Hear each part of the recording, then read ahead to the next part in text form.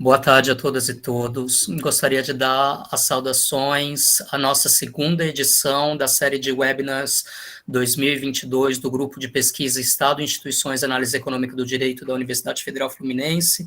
É com muita satisfação que recebemos hoje duas ilustres expositoras, professora Carolina Mulan, da UFMG, e também coordenadora da cátedra. Só estou abrindo aqui o arquivo, um segundo. Coordenadora da cátedra Sérgio Vieira de Mello, da UFMG. E para conversar também com a gente, a professora Ângela Vasconcelos, que leciona no Serviço Social da Universidade Federal Fluminense e também é coordenadora da cátedra Sérgio Vieira de Mello, aqui da Federal Fluminense. Então, hoje, com a maior satisfação, a gente recebe ambas para conversar sobre migração e refúgio no Brasil no século XXI. Então, antes de passar a palavra, eu só gostaria de dar uns recados institucionais do grupo, das atividades que a gente tem feito. Então, vou partilhar a tela aqui, já aproveitando para agradecer as nossas convidadas de hoje, por aceitar nosso convite, prestigiar aqui a série de webinars. Então, pessoal, quem que está pilotando isso é a Lari, né? Lari, se você puder colocar os links, por favor, para a gente, do Linktree. Esse é o Linktree do grupo de pesquisa, onde tem as nossas principais plataformas. Então, a gente tem a página no Facebook, onde a gente atualiza aqui os webinars, atualiza as coisas em relação ao seminário internacional também. Então, todo mundo bem-vindo a curtir a página para acompanhar as novas postagens aqui. Da mesma forma, a gente tem uma página, um perfil no Instagram, onde a gente coloca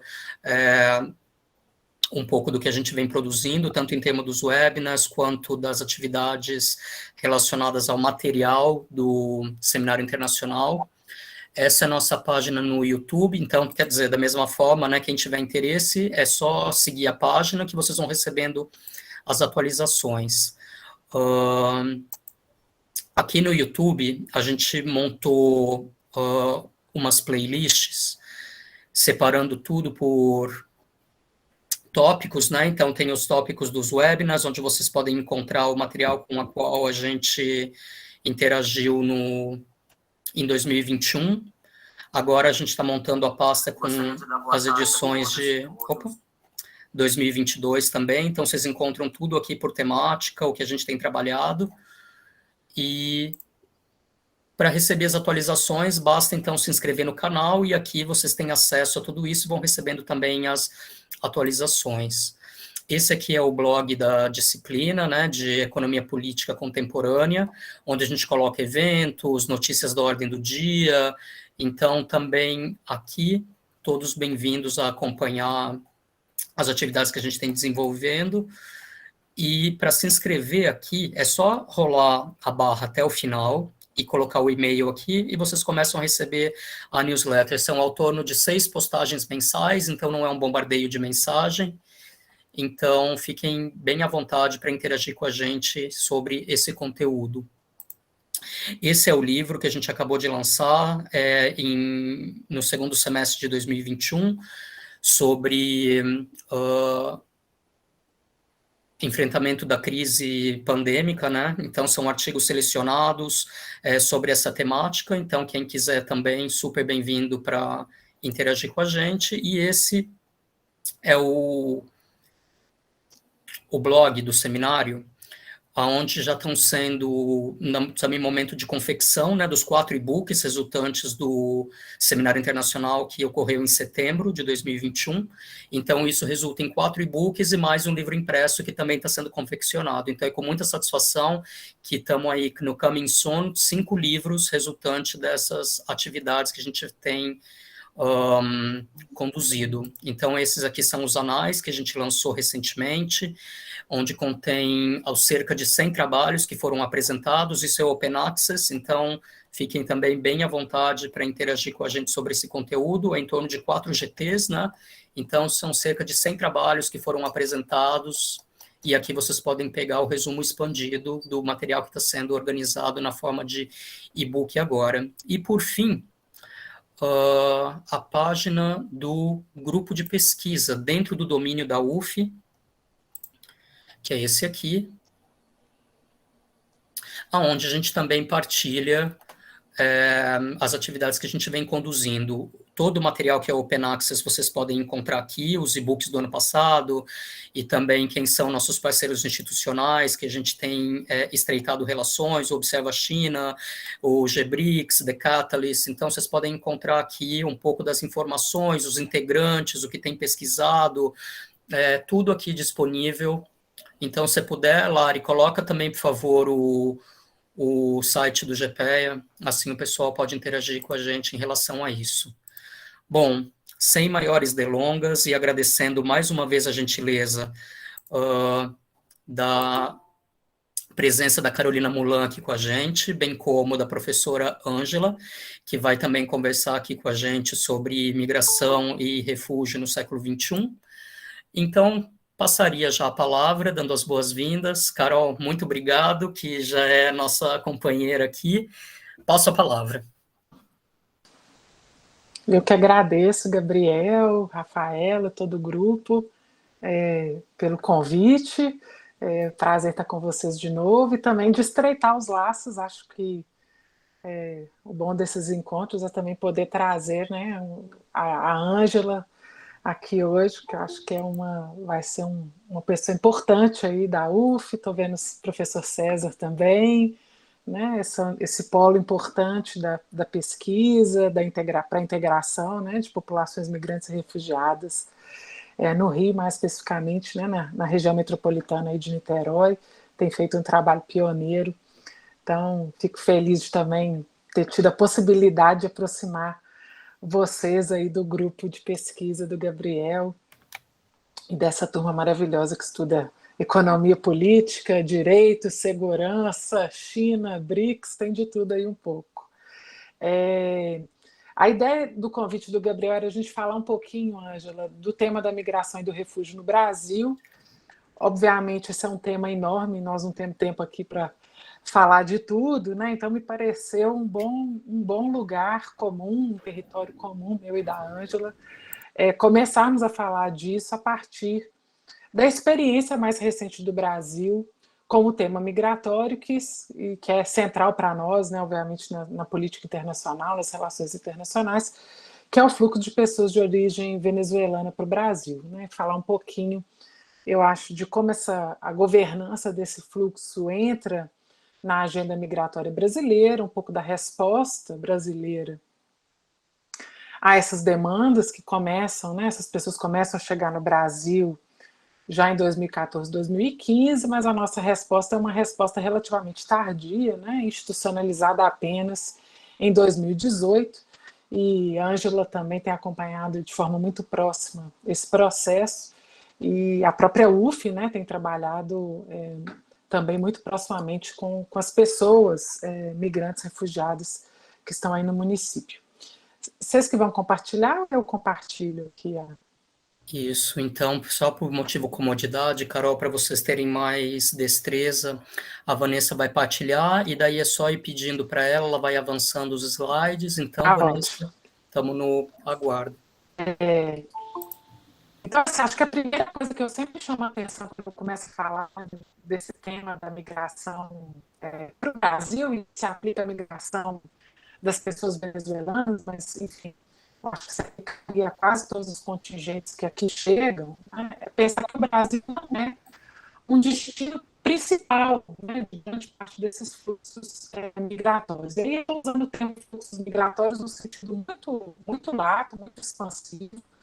A gente sabe que tem pessoas aqui, Rafael está aí, né, que conhecem bem o tema das migrações. A gente usa esse termo migração para falar de um conjunto muito amplo de categorias de pertencimento à mobilidade internacional. Então, quando a gente fala de migração, a gente está falando desde o CEO de uma empresa internacional, né, que circula por razões de trabalho, até, em alguma medida, também as pessoas que vêm solicitar algum grau de proteção, né, tem que sair dos seus países por razões de conflito armado, por questões vinculadas a condições inóspitas, né, nos seus territórios de residência habitual e de nacionalidade. Então, eu estou usando migração no sentido de abarcar um pouco toda essa gama muito heterogênea e cada vez mais difícil, né, de ser organizada, eu diria, em chaves, né, muito estritas e limitadoras do que a gente entende como mobilidade. Então, usando esse termo aí de forma não muito juridicamente, eu diria, correta, mas é uma medida, eu vou retornar esse termo quando eu falar da questão venezuelana, porque eu acho que também é um fluxo que coloca em tensão os limites entre essas categorias migratórias. Então, só chamando a atenção para isso, que o Brasil não é um destino principal, não é um destino principal das pessoas venezuelanas, né? Se estima já que quase 30%, né, da população venezuelana já saiu do país nesses últimos quase 7 anos já, né, 7, 8 anos de acirramento, agravamento da situação na Venezuela. A grande maioria desses venezuelanos e venezuelanas tem circulado interregionalmente, né? Então a América Latina vai se constituir como o principal destino de grande parte dessas pessoas.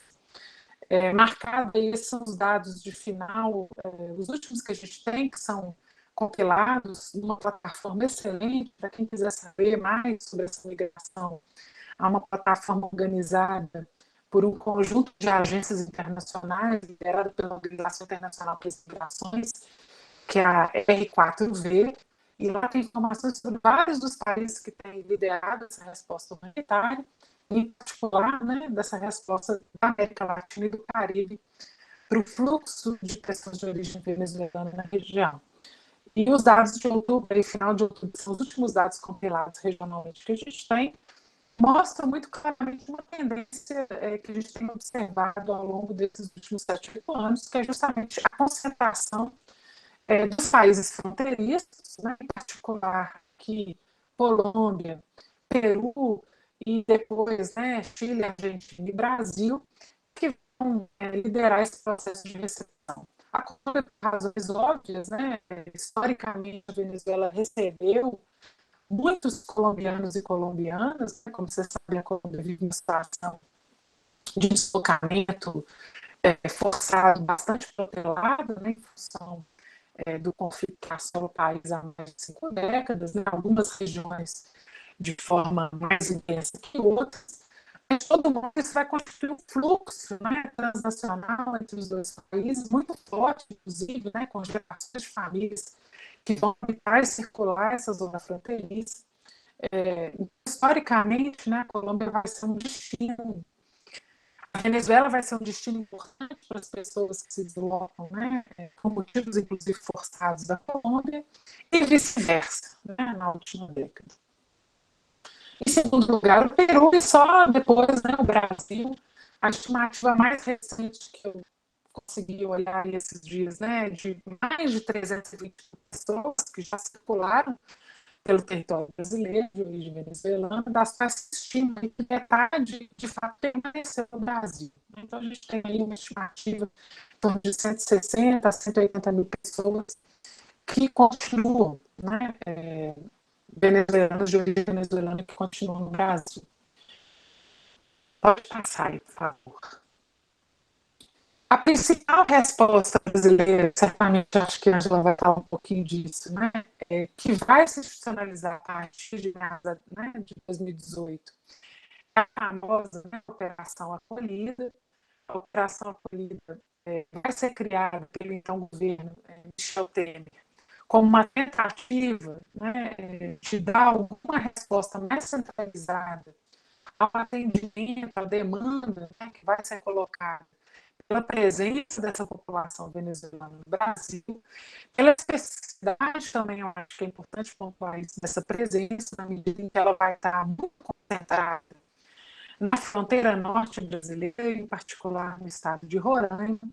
Esse é um processo que vai marcar muito claramente, né, a questão da presença venezuelana no Brasil, ou seja, o fato de que Roraima vai se constituir, né, num centro de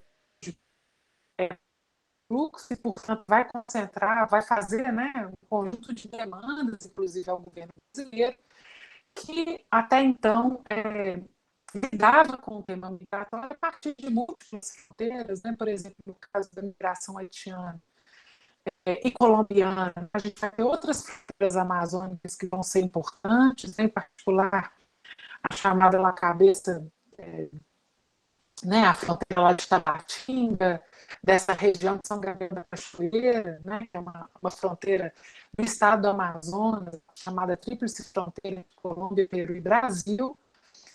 No caso dos haitianos, também, né, a fronteira importante, que vocês vão lembrar, para quem acompanhou esse processo no Acre, na região de Brasileira, também a tríplice fronteira ao sul, né, Foz do Iguaçu vai ter também um papel importante nesse processo. Então, em alguma medida, outras áreas, né, da fronteira brasileira que vão ter um papel historicamente importante para a recepção dessa migração. A gente estudava, né? A gente tem colegas que a Angela também conhece, a professora Francilene Rodrigues, lá na Federal de Roraima, que estudaram, né, a migração, por exemplo, brasileira para a Venezuela, que é, né, a Venezuela entra no nosso debate sobre migrações no Brasil, em particular sobre a experiência dos brasileiros e brasileiras que vão para as regiões de garimpo na Venezuela, né? Então, historicamente, a Venezuela habitou esse lugar, por um lado, de um país que foi receptor de imigrantes no contexto regional, né? Então, historicamente, a Venezuela vai receber mais migrantes do que ser, de fato, um país de emigração, né? de imigração, ou seja, a gente historicamente pensou a Venezuela como um país receptor, como um país, né, de origem de imigrantes solicitantes de refúgio e refugiados.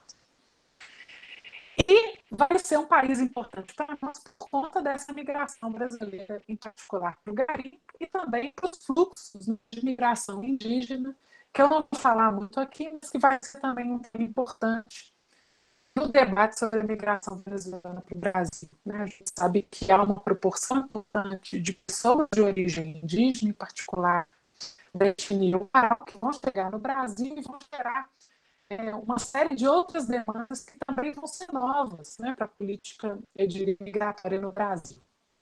Inclusive, vão gerar tensões do ponto de vista, inclusive, do arcabouço normativo, porque o Brasil, como você sabe, né, tem uma relação bastante complicada com as populações indígenas, tem um marco normativo específico que dialoga de forma muito difícil com o marco normativo que a gente tem para as migrações e para populações refugiadas. Nesse ano, acho importante chamar a atenção que a gente tem uma nova lei, né? Então aí eu vi, né, a professora César, alguns juristas aí que sabem muito mais dessa legislação do que eu, mas que é a lei que vai, né, entrar em vigor em 2017. Então, na verdade, o Brasil tem um marco legal específico para populações refugiadas, que é a Lei 474 de 97, e temos a chamada nova Lei das Migrações, que entra em vigor em 2017, que vai servir também como um marco importante para a atuação da Operação Acolhida em 2018. Né? A operação é pensada como a partir, sobretudo, né, de uma força-tarefa multilateral que vai organizar tanto o poder executivo, então a gente tem vários ministérios, a gente tem participação muito forte, né, das Forças Armadas, em particular do Exército Brasileiro, no âmbito da assistência que vai ser dada a essas populações, em particular no que toca ao apoio logístico à Operação Acolhida, a participação de organismos internacionais, a Organização Internacional das Migrações, o Acnur, e vai se ampliando, né, com o passar dos anos para um outro conjunto também de agências do chamado Sistema das Nações Unidas, a Unicef, UNFPA, ONU Mulheres, a própria OIM, né, que historicamente não fazia parte do Sistema das Nações Unidas, mas que entra para o Sistema das Nações Unidas em 2017, uma série de organizações da sociedade civil, algumas delas, né, de perfil transnacional, que vão aparecer nesse grande guarda-chuva, né, da assistência humanitária a população de origem venezuelana no Brasil, que não tinham, em alguma medida, uma presença no campo migratório brasileiro. E outras organizações que começam a participar da agenda migratória, como, por exemplo, Médicos Sem Fronteiras, né, que vão participar de forma relativamente ativa na resposta, por exemplo, à migração haitiana, e que vão manter essa presença também no caso da população venezuelana. Então, em alguma medida, a gente tem o que a gente pode chamar de um processo de consolidação dessa rede institucional que já existia no Brasil para a gestão, para o apoio às questões de migração e refúgio, mas que eram fortemente concentradas em algumas agências, né? Vocês aí no Rio vão conhecer bem, né? O papel, por exemplo, da Caritas, aqui diocesana do Rio, né? As Caritas do Rio e São Paulo, que historicamente vão ser centrais para essa assistência humanitária a populações migrantes e refugiadas, e que vão agora também dialogar com essa rede mais ampla de instituições do Brasil e de atuação no Brasil, mas que são estrangeiras, né, que vão chegar para o atendimento a essa população. E essa criação, né, que, enfim, em 2018, eu ousaria dizer, a gente não imaginaria que ela chegaria, né, a capilaridade que ela chegou hoje, né, eu me lembro da primeira vez que a gente, né, falou sobre isso, Ângela, lá no finalzinho de 2018, num evento aí do CDP, né, da Fundação Barbosa, a gente falou, né, de 50, a gente tinha 50 cidades, né, que participavam da Operação Acolhida, tinha lá, né, sei lá, 2.000, 3.000 pessoas atendidas. Os dados hoje são coisa, já dão conta, né, apesar, inclusive, da própria pandemia, que vai ter um impacto muito importante sobre a atividade de operação. A gente já fala hoje aí em números, né, em torno de 65 mil pessoas atendidas na operação. Né, estima-se, né, o NEPO do Unicamp estimou em 80, 90 mil pessoas de origem venezuelana residindo no estado de Roraima, e mais de 700 municípios em todas as unidades da Federação Brasileira. Né? Então, de fato, a gente está falando de uma resposta que nos últimos 4 anos vai encantar, né, a quase totalidade do território brasileiro, obviamente que de forma muito heterogênea, muito desigual, com uma série de gargalos e questões, mas que, em alguma medida, vai se consolidar, né, como, eu vou dizer, a espinha dorsal da resposta humanitária. E eu ousaria dizer, inclusive, do horizonte de governança migratória, né, de como o tema da governança migratória vai se consolidando na agenda político-institucional brasileira e regional. Estou chamando a atenção para isso porque, em alguma medida, a resposta brasileira, que começa de forma muito improvisada, muito politicamente organizada, eu não sei se vocês vão lembrar, né, mas 2018, o governo federal era um governo que tinha uma relação muito tensa com as forças políticas que estavam no governo estadual em Roraima, eram grupos políticos adversários.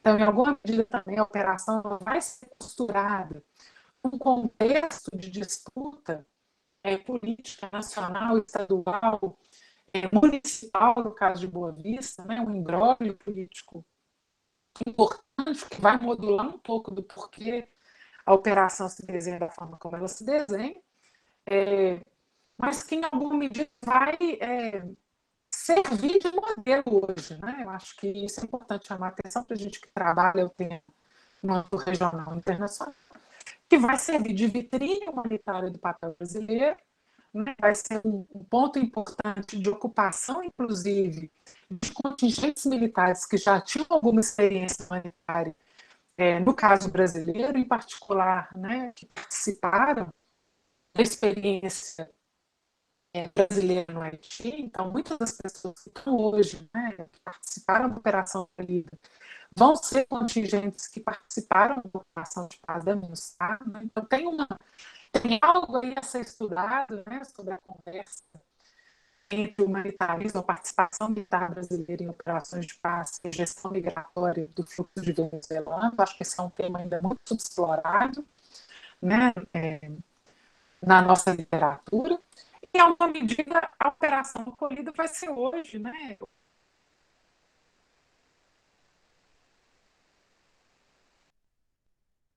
México começa a adotar uma política similar à adotada pela Operação Acolhida pelo governo brasileiro, nessa política de integralização.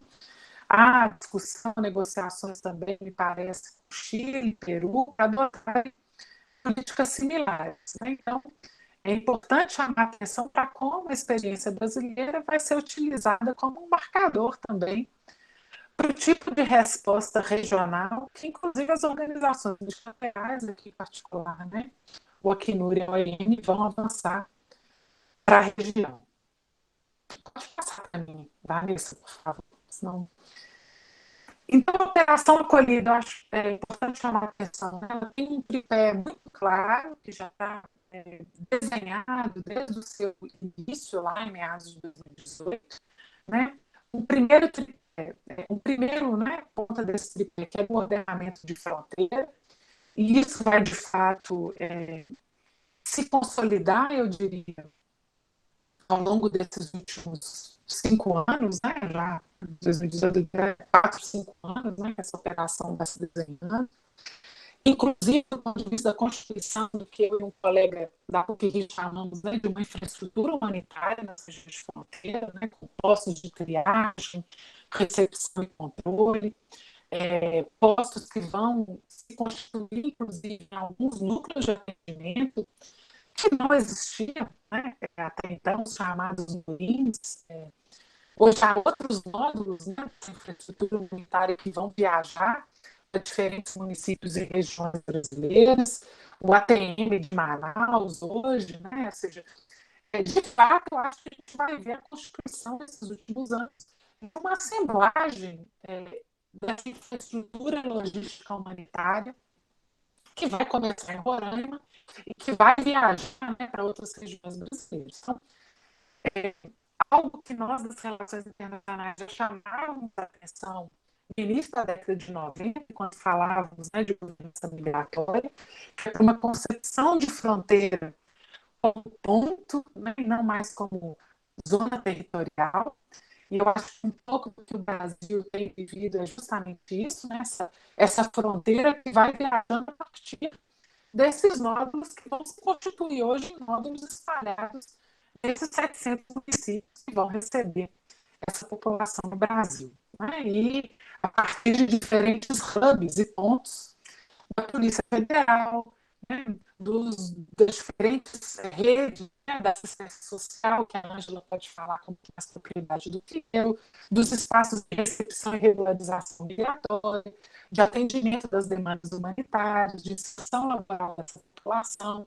Então, estamos falando mesmo de uma rede interinstitucional que articula atores governamentais, atores não governamentais, atores locais, nacionais, regionais, internacionais, que vão constituindo isso que eu estou chamando dessa grande rede, dessa grande assemblagem de ordenamento fronteiriço, mas sobretudo também de governança migratória. Então, essa fronteira que estava lá na região norte, né, que estava lá em Pacaraima, muito bem localizada nesse nódulo Pacaraima, Boa Vista, e que agora vai se constituindo, né, num grande mapa de circuitos, né, migratórios que atravessam o território brasileiro.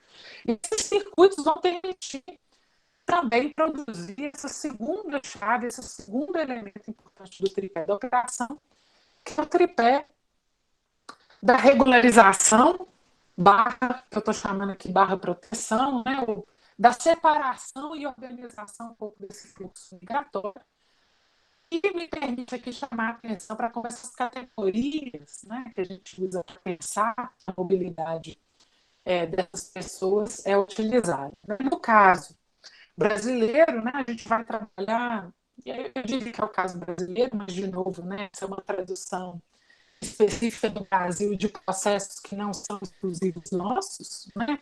A gente já fala no campo da proteção a refugiados, sobretudo em países desenvolvidos, a partir da década de 70 e 80, do que a gente vai chamar, né, na literatura, de proteção subsidiária, ou seja, de emergência de outras categorias migratórias, que a gente pode chamar, são quase refugiados, né, de pessoas que têm que sair dos seus países, que acabam saindo dos seus países, que se misturam, né, com outras dinâmicas migratórias, mas que não necessariamente se encaixam na definição convencional, né, de uma pessoa entendida como aquela que se vê com fundado temor de perseguição pelos motivos previstos na Convenção de 1951, que regula o Estatuto de Populações Refugiadas. Então, essa emergência ali de outras categorias, né, no nosso caso aqui do Brasil, vão ser testadas, experimentadas a partir de respostas muito específicas para alguns fluxos que vão chegando e que vão ser efetivamente normatizadas com a lei de 2017, né? Particularmente essas modalidades que a gente chama de residência, tanto provisória quanto permanente no Brasil, por motivos em particular, por razões, né, vou usar o termo do meu querido amigo estudioso, né, também das migrações aqui, do João Granja, né, por razões humanitárias. Então, muitos desses fluxos migratórios, né, são fluxos que a gente está falando, que tem uma dinâmica de vulnerabilidade muito marcante, né, a gente sabe que a migração venezuelana é uma migração marcada, né, por um contexto de pobreza, de fome, de dificuldade de acesso a serviços e direitos básicos pelo agravamento da crise institucional e política, né, na Venezuela, mas também um contexto de perseguição. Ou seja, a gente vai ter dentro desse fluxo, né, tanto pessoas que são perseguidas em função da sua opinião política, que são perseguidas em função, né, do seu pertencimento, muitas vezes institucional, mas também a gente vai ter uma situação de agravamento, né, dos direitos humanos, vamos dizer assim, né, do acesso a direitos básicos pela população venezuelana em geral, que vai justificar, em alguma medida, a concessão disso que a gente pode chamar, no sentido muito largo, de proteção humanitária. Né? Então, a gente vai ter, chegando no Brasil, tanto pessoas perseguidas, que vão se enquadrar muito claramente nessa definição convencional de pessoa refugiada, quanto pessoas que chegam aqui porque estão passando fome, porque estão vivendo uma situação de pobreza, porque não conseguem acesso a um determinado medicamento, porque a situação, não é isso, nos seus lugares de origem se tornou tão precária que elas se veem forçadas a buscar, né, o acesso a outros territórios. Então, historicamente, se a gente olhar, né, os dados do fluxo de venezuelanos para o Brasil, a gente vai ver uma oscilação, né, entre as chamadas solicitações de refúgio e a solicitação de residência. Num processo que vai hoje, né, está mais ou menos dividido de forma relativamente equitativa. Tá?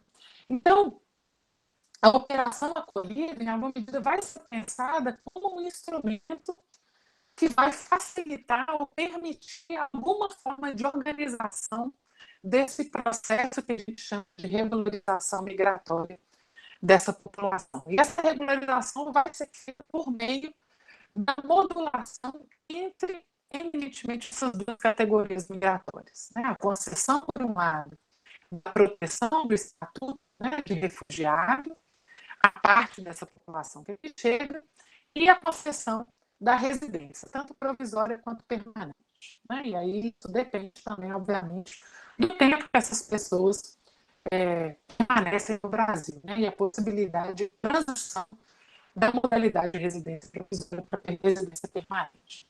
Então, a gente tem aqui, né, esse segundo elemento, que é o elemento da regularização.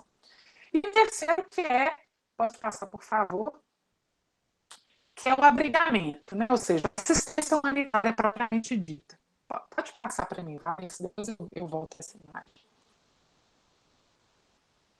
Que é o abrigamento, ou seja, a constituição, né, de espaços destinados ao atendimento, vamos dizer assim, das demandas emergenciais dessa população.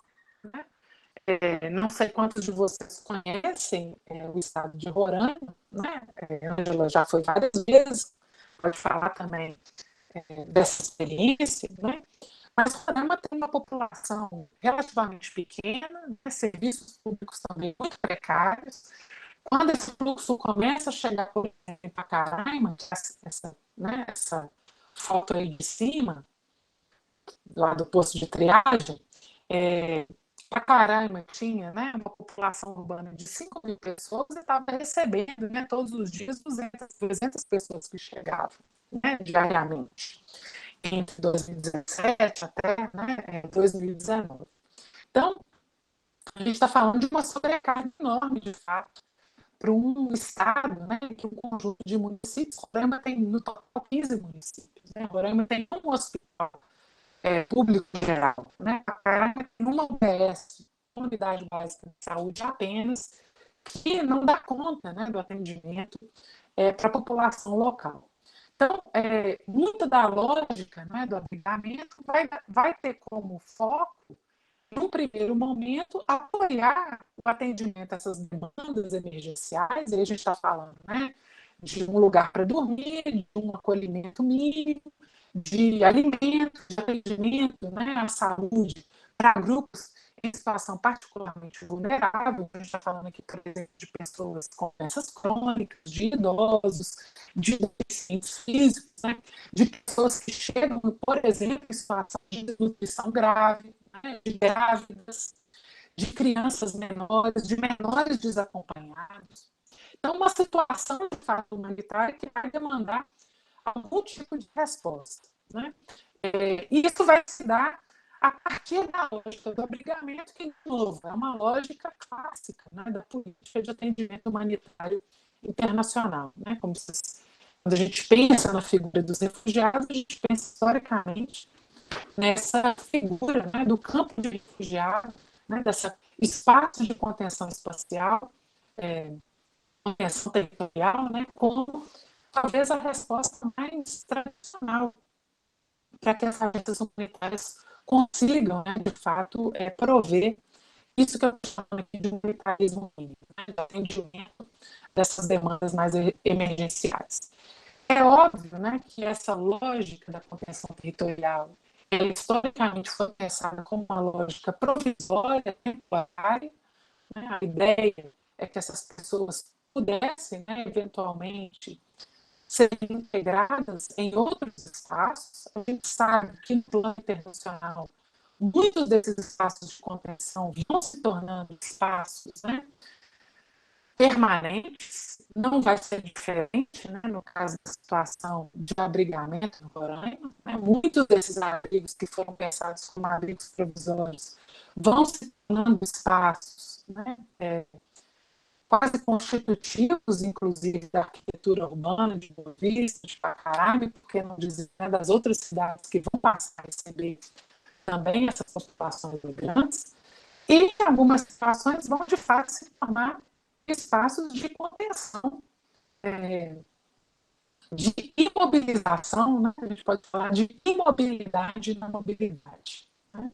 Para talvez definir de forma mais clara o que essas zonas, né, de assistência humanitária por um lado, mas também de contenção territorial por outro, vão produzir. Os critérios, né, de acolhimento me parece também importante chamar a atenção, porque passava isso, acho que tem uma foto aí depois da cidade de Boa Vista. Isso é de uma pesquisa que foi feita pela Kimbur e por uma organização chamada REACH. Esse mapa também já mudou, né? A gente, por exemplo, alguns dos abrigos que estão aqui já fecharam, né? É o caso, salvo engano, aqui de Jardim Floresta, de São Vicente.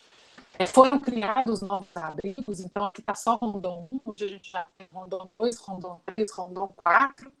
Estima-se, né, que vai ser criado também o Rondon 5. Há um processo, né, de concentração das vagas de abrigamento no espaço aí de grandes abrigos, né, que vão ter capacidade para 1.500 pessoas simultaneamente, e que vão, aí, de novo, né, se consolidando como espaço e vão organizando também a presença das populações nas regiões urbanas. Né? Então, no entorno desses abrigos vai se constituindo também, né, um espaço de ocupações espontâneas, de pessoas que aguardam vagas para os abrigos, né, uma economia informal que vai sustentar a alimentação, a provisão de serviços. Enfim, a gente está falando, né, de uma permanência, e alguns desses abrigos são dos primeiros, né, criados na cidade, que já tem mais de 10 anos, né, de existência, ainda que de forma bastante precária, né, que obviamente aí constituindo, né, quase que bairros próprios, né, de convivência com os venezuelanos. Então, os critérios de abrigamento são uma zona, eu diria ali também, um gargalo importante da governança migratória, porque em alguma medida os abrigos, e aí a Angela também depois pode falar um pouco mais sobre isso, né, vão acabar se constituindo numa etapa importante da resposta humanitária ao fluxo de venezuelanos no Brasil, em larga medida. O outro pilar, né, da operação acolhida, da resposta migratória, que é a interiorização, ou seja, essa dispersão territorial da população de origem venezuelana no Brasil, vai depender, em alguma medida, da passagem desses indivíduos e suas famílias, né, por esses espaços de abrigamento. Então, quando eu falo dessa ideia, né, dos circuitos logísticos migratórios, da constituição, né, dessa rede de gestão migratória no território, eu estou falando também da constituição desses diferentes módulos dessas redes, e os abrigos vão, né, com o passar do tempo, se consolidando como nódulos importantes dessa rede. E aí as pessoas vão se ver também mobilizadas, né, a buscar nos abrigos como um caminho necessário para a sua inclusão na política, né, de assistência humanitária aos migrantes. Né? Então, os migrantes vão demandando cada vez mais, né, vagas nesses abrigos como forma, né, como um degrau necessário para que consigam sair, às vezes, de Roraima, né? Então, para que possam participar do processo de chamada interiorização. Então, o abrigamento é esse outro pilar importante. Né? Pode passar, por favor, Vanessa. Talvez hoje, né, uma das grandes vitrines da governança migratória brasileira vai se constituir justamente o chamado estratégia de interiorização, uma estratégia hoje coordenada por um subcomitê específico, né, que organiza e congrega, né, vários ministérios, congrega as Forças Armadas, tanto as que estão atuando em Roraima, quanto as que apoiam, né, essa política de extensão territorial em diferentes unidades da Federação Brasileira. Congrega e participam também organizações internacionais, tanto a OIM, quanto a PNUR, quanto o UNFPA, a ONU Mulheres, todos têm, né, participado sistematicamente das reuniões desse subcomitê que coordena as atividades de interiorização. Se vocês quiserem acompanhar, né, um painel que é frequentemente atualizado pelo subcomitê, com os dados, vocês podem filtrar lá as informações mês a mês por unidade da federação. É uma plataforma dinâmica, né, que vai sendo atualizada com base nos dados da interiorização, chamamos painel de interiorização, e esses dados são aí de final do ano passado, eu acho que nós já batemos, né, os 65 mil pessoas. Aqui vocês veem claramente a estratégia de interiorização, ela começa de forma muito incipiente em abril de 2018, ela se acelera ao longo do ano de 2019, e aqui, né, em março a abril de 2020, a gente tem um impacto direto do fechamento da fronteira, né, como vocês sabem, há uma portaria, que é a portaria 120 de 2000, né, de março de 2020, que vai fechar a fronteira brasileira, excepcionalmente, por conta da crise, né, a emergência sanitária internacional da Covid-19. Isso vai ter um impacto direto, né, sobre a entrada de pessoas de origem venezuelana, inclusive muitas das portarias são mais, a gente mapeou em 2020 aqui, no âmbito do CDPA, uma pesquisa organizada por uma colega, a professora Gisela Zapata, da demografia, né? São mais de 29 normativas só em 2020, a entrada de pessoas estrangeiras, com uma discriminação, acho que isso é importante chamar a atenção, clara com relação às pessoas de origem venezuelana, que vai ter um impacto, né, obviamente, não só na possibilidade dessas pessoas que estão enrolando de ir para outros estados brasileiros, mas também de chegarem, inclusive, agora, né? Que vai fazer com que muitos desses que estão lá permaneçam numa situação irregular e vai, né, produzir uma situação também que grande parte dos venezuelanos que conseguem chegar ao Brasil tem que fazer uso de chamadas rotas irregulares, né, as famosas trochas, né, que são caminhos bastante complicados que as pessoas de origem venezuelana vão ter que utilizar para conseguirem chegar ao território brasileiro. Então, a gente vai ter quase que a produção, digamos, a despeito, né, desse grande marco de governança migratória que vai ser, né, a operação acolhida e as diferentes modalidades de assistência, tanto o abrigamento quanto a própria estratégia de interiorização, a gente vai ter em 2020 uma política que, de fato, vai produzir um contexto de regularização das pessoas de origem venezuelana que chegam no Brasil durante o contexto da pandemia, né? Algo que só vai ser retomado em julho de 2021 com a reabertura da fronteira e um processo aí de incremento, né, da regularização e ao final de 2020 com a aceleração dos processos de reconhecimento da solicitação de refugiados em função de uma determinação do CONARE que vai permitir, né, o reconhecimento que a gente chama prima facie de grande parte dessas pessoas que estavam aguardando os seus pedidos junto ao Comitê Nacional para Refugiados. Pode passar, já falei muito, né? Quero passar a palavra para a Ângela, que certamente ela vai ter outras coisas, só para acho que para apresentar um pouco, né, a nossa resposta. Essa aí, né, é o marco das diferentes normativas, depois o Gabriel pode compartilhar com vocês esses slides, quem tiver interesse, mas está aí mapeado, né, nessa linha do tempo. Até final de 2020, a gente está terminando agora, né, o marco de 2021, mas as medidas do governo brasileiro relacionadas à migração, e aí dá para ver muito claramente, né, as medidas de fechamento, reabertura de fronteiras, o impacto disso. Vocês cruzarem esses dados, né, com os dados da interiorização, fica muito claro como, né, muito desse arcabouço institucional normativo vai ter impacto direto sobre a capacidade de resposta. Eu queria só concluir, talvez, chamando a atenção para alguns dos gargalos que a gente vem identificando, de forma talvez, né, mais acelerada a partir de 2020. Pode passar, por favor. O primeiro deles, né, que, de novo, não é novo, não é original na pandemia, eu acho que é importante chamar a atenção para isso. Tem coisas que são, talvez, produzidas de forma mais específica no contexto da pandemia, a partir de 2020, mas que são tendências que a gente já identificava antes, né, da emergência sanitária internacional. Então, a criminalização, esse processo, né, de alguns chamavam de uma xenofobia institucional, que vai se consolidando do ponto de vista normativo, né? Ou seja, a pandemia ela cria algum pretexto para que isso se torne, né, inclusive, normativa, institucional.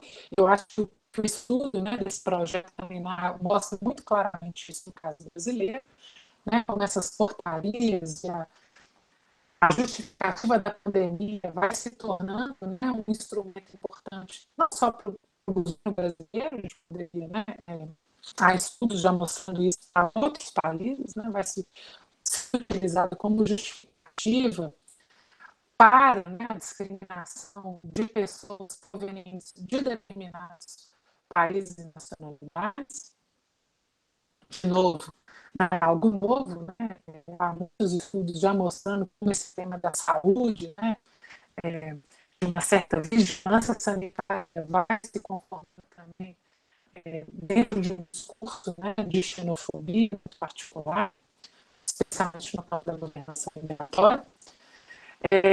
Um questionamento, e aí também eu acho uma redução, eu tenho sempre chamado a atenção para isso, né, uma redução da nossa compreensão, inclusive, do que a gente entende como a proteção dada, né, a categoria da pessoa refugiada, né, eu acho que há um esvaziamento crescente, né, da proteção concedida a populações refugiadas, que vai convertendo muito o refúgio, né, como uma categoria de regularização migratória e menos como uma categoria que demanda algum grau de proteção internacional, e isso tem consequências importantes do ponto de vista de se pensar políticas públicas, de se pensar responsabilização institucional, né? Acho que esse é um tema ao qual a gente pode voltar, com consequências, inclusive, do ponto de vista, né, de se pensar essa ciência social, e a Angela pode falar isso também de forma mais específica.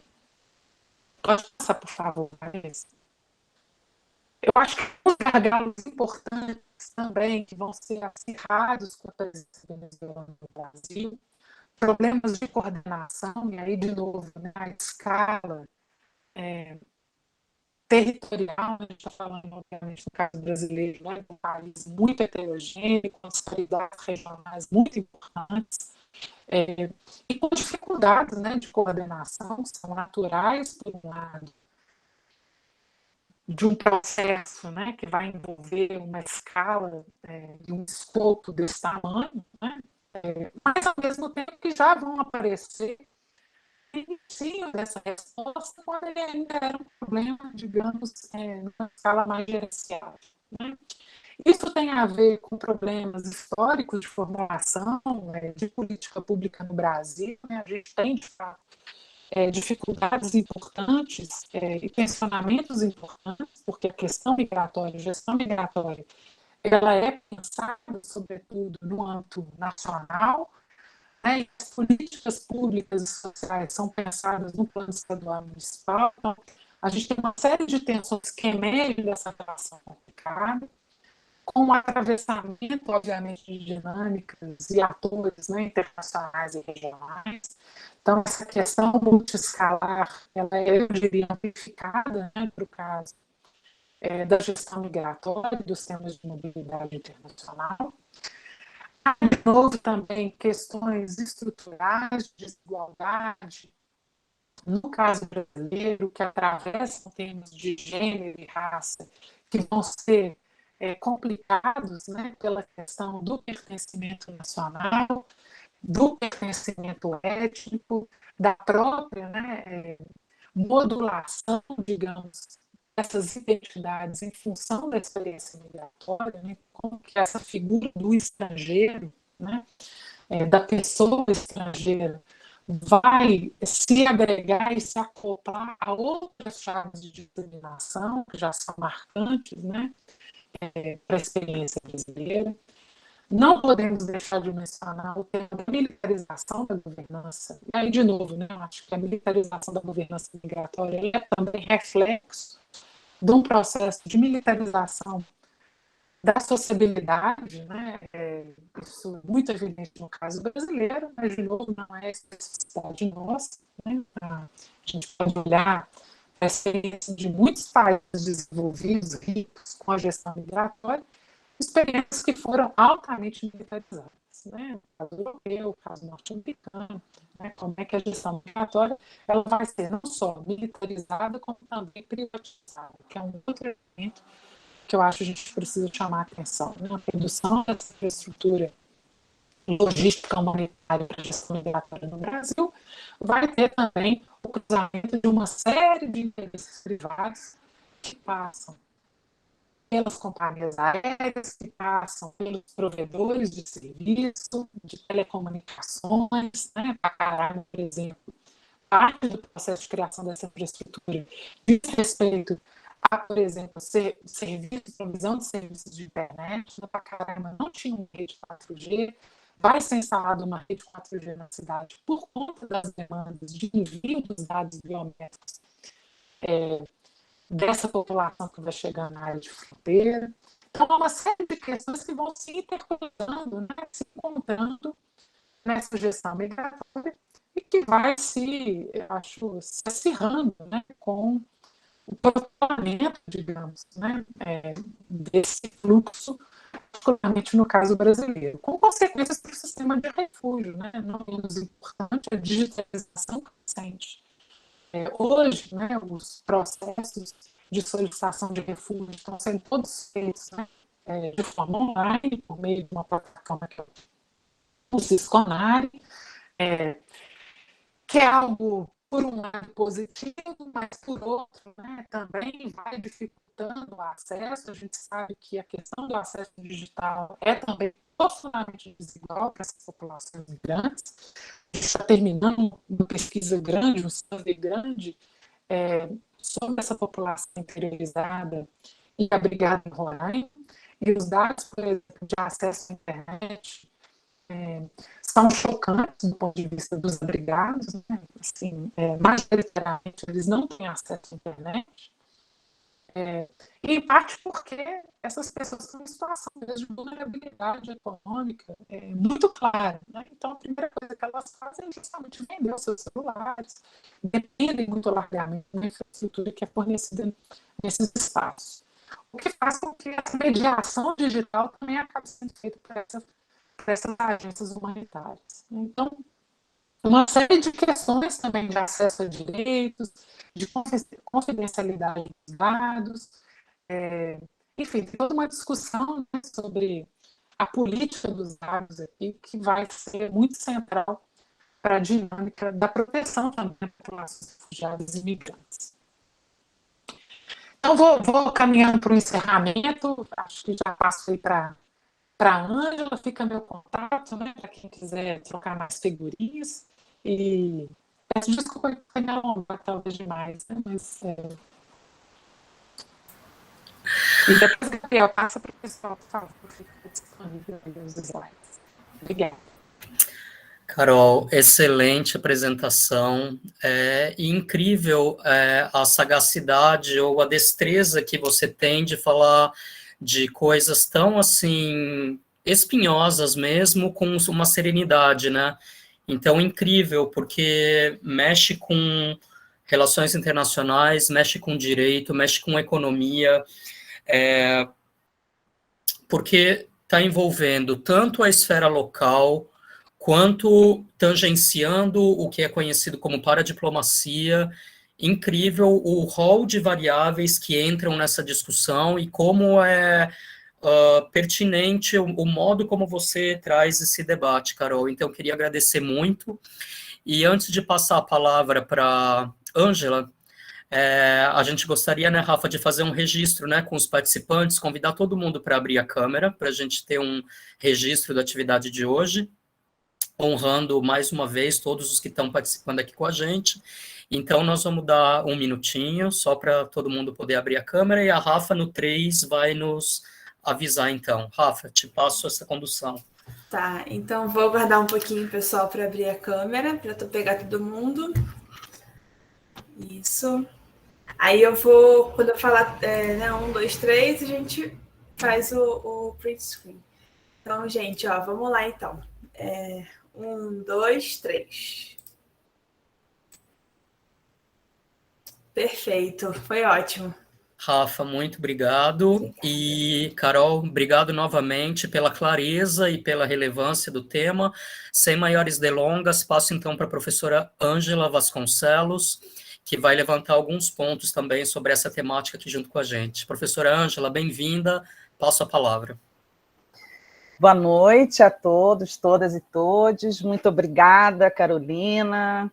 É sempre assim muito especial te ouvir, né, trabalhar contigo, né, e em algumas esferas, em algumas discussões, mas sobretudo te ouvir, né, é muito instigante, né. Ao professor Gabriel também agradeço estar aqui, estar nesse espaço, né, como coordenadora da cátedra Sérgio Vieira de Mello da UF. É muito bom essa possibilidade que Carolina realizou, né, fez aqui essa junção, né, essa possibilidade de estarmos juntos em outros eventos e discutindo aqui questões mais da nossa região. Acho que é bastante importante, né? Bem, então gostaria, acho que é a Rafaela que está passando os slides, né? Vanessa. É Vanessa? Bem, eu pensei, né, nesse nosso debate, né, nesse nosso diálogo, né, trabalhar um pouco a questão da integração local a partir dessa dita interiorização proposta como um dos eixos da Operação Acolhida, que trabalha com essa imigração venezuelana.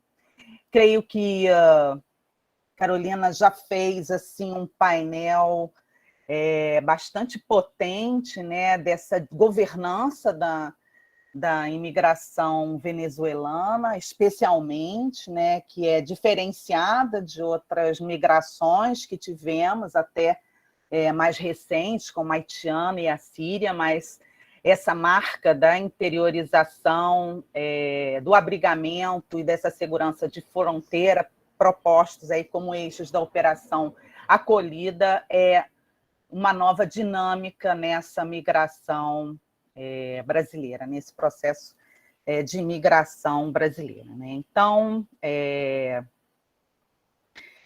eu gostaria de trabalhar, né, vou trabalhar a questão da cidade como lugar do sujeito migrante, partindo um pouco do que a Carol já colocou, né, da função dessa Operação Acolhida, que é organizada, quer dizer, a primeira vez que houve, né, essa interiorização, eu, inclusive, estava em Boa Vista, foi em abril de 2018, como uma proposta do governo brasileiro, mas, obviamente, não só do governo brasileiro, mas múltiplos atores, né, as organizações internacionais, as ONGs em geral, tanto internacionais como brasileiras, atuando em diferentes escalas, né, internacional, nacional, regional e local, né.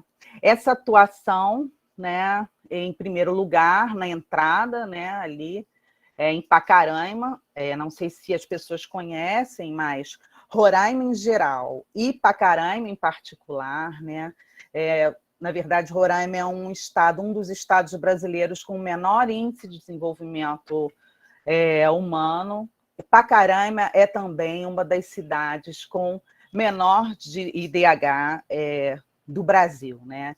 Então, como o Carol até já colocou, existem vários colegas nossos, né, que já trabalham a questão dessa imigração, né, inclusive venezuelana, não é novidade, na verdade, não uma imigração, mas um trânsito constante entre venezuelanos e brasileiros naquela fronteira, não na condição a partir de 2016, em função da perspectiva política de enfrentamento do governo venezuelano. Mas aquela região, assim como outras fronteiras, são espaços de,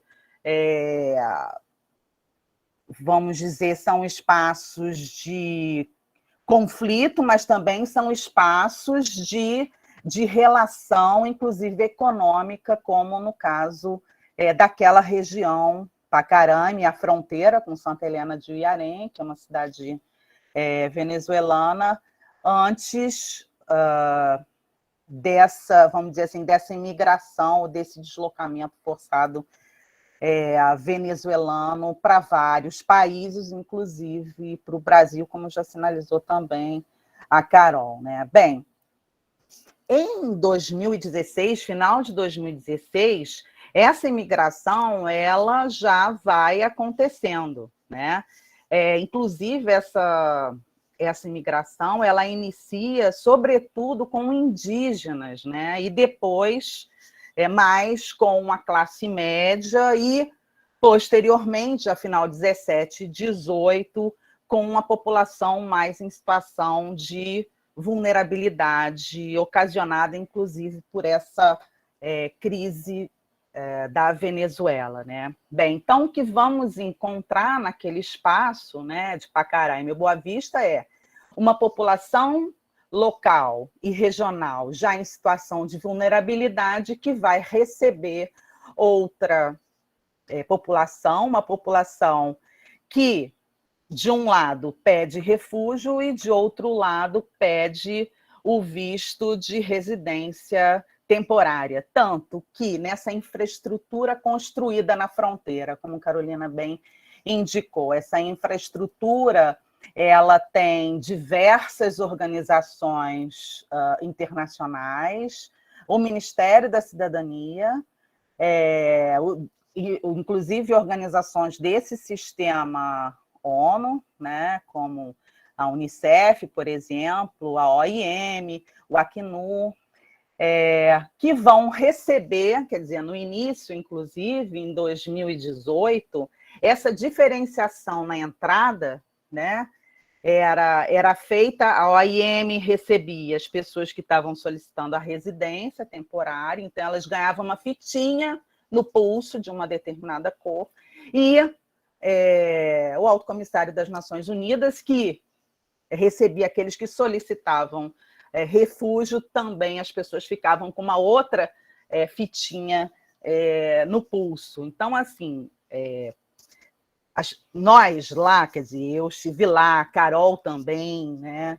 É muito impressionante, né? Você vê aquele momento, né, onde a cidade já tem uma população, inclusive em situação de rua, você passa a ver imigrantes venezuelanos em situação de rua também, com a construção dessa infraestrutura e um abrigo, entre aspas, provisório, né, para receber aquelas pessoas nessa infraestrutura, também muitos imigrantes em situação de rua, né? Então, aquela infraestrutura com a Polícia Federal, com o posto de recebimento médico, com a Acnur, com a OIM, com a Unicef, com o Ministério da Cidadania, recebendo aquela população em condição refugiada de fato,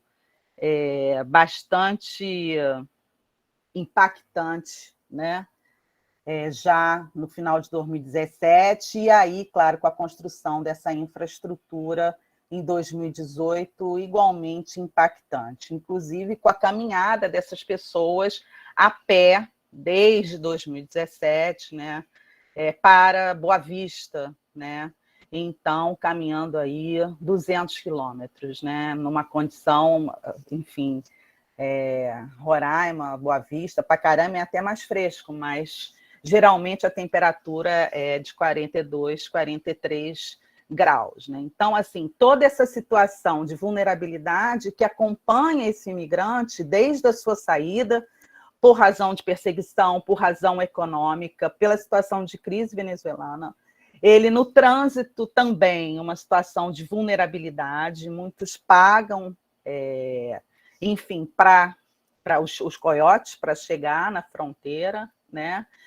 Quando chega na fronteira, a situação com a Polícia Federal, mesmo com essa divisão entre Acnur e OIM, né? E, enfim, a falta de local de moradia, esse abrigo ele não suficiente, não era, né, suficiente naquele momento, e aí a caminhada dessas pessoas para uma situação, vamos dizer, melhor em Boa Vista e, claro, várias pessoas também sendo transferidas para os abrigos humanitários, na época eram 13, hoje, como já indicou a Carol, esses abrigos eles vão diminuindo e a tendência é exatamente grandes abrigos para comportar um grande número de imigrantes, como Rondon 1, 2, 3, 4 e possivelmente o 5º, ou seja, o fechamento de abrigos menores, humanitários, para esses abrigos maiores, né? Depois eu vou mostrar até algumas fotos deles, né? Fotos tiradas por mim, né? Porque nesse caminho, né, a gente faz também uma pesquisa de etnografia, mais com a imagem, né? Bem, dentro disso, né, desses abrigos humanitários, né, e dessa interiorização, alguns dados, quer dizer, Carol já apontou aí alguns dados, esses dados, né, que eu vou colocar aqui são dados da OIM. A OIM ela publica um relatório mensal sobre o projeto, né, sobre esse programa de interiorização com os números, né? Então, em dezembro de 2021, foram 178 municípios do Brasil para onde esses venezuelanos foram interiorizados, né? Você pode passar, por favor? Pode passar? Bem, e aí a gente vai discutir depois um pouco qual o significado dessa interiorização, né? Bem, os municípios que mais receberam imigrantes venezuelanos, né, também dados de dezembro de 2021, Manaus, sempre, né, até porque é uma cidade, né, de distribuição, né, entre aspas, né, eu não estou distribuindo objetos, mas distribuição dessas pessoas nesse processo de interiorização, uma vez que é totalmente complicado chegar a Roraima e sair, né, de Boa Vista, né, que é a capital. Então, Manaus ele funciona como um hub, ele dali saem as pessoas para outras cidades, né? Então, Manaus concentra 5.000, né, e cidades também, desculpe, dados de dezembro de 2021, 5.112 venezuelanos. Depois, Curitiba, com 4.242, São Paulo, com 3.741, Dourados, com 2.897, Porto Alegre, com 2.185. Coloquei aqui, vamos dizer, onde tem o maior número de imigrantes venezuelanos. E aí também dados da OIM, né, desde abril de 2018, 64.478 venezuelanos se voluntariaram para a interiorização. Por quê? O processo de interiorização é uma escolha dessas pessoas venezuelanas, né, inicialmente só as que estavam abrigadas, mas, mais recentemente, a partir de 2019, aquelas que também estão em outras, sendo, diríamos assim, acolhidas em outras instituições em Boa Vista, né? Então, esses venezuelanos, né, eles se voluntariaram para a interiorização. Em 2020, né, o número foi de 19.389, já com a pandemia vai havendo uma diminuição, e em 2021 também um processo de diminuição para 17.889. E, claro, isso não é à toa, né? Com o fechamento das fronteiras, menos pessoas entraram, quer dizer, menos pessoas, inclusive, de forma regular, porque de forma irregular, várias entraram, inclusive com um risco maior, acho que Carol já apontou isso, e que o desdobramento dessa presença irregular no Brasil causou e vem causando ainda, né?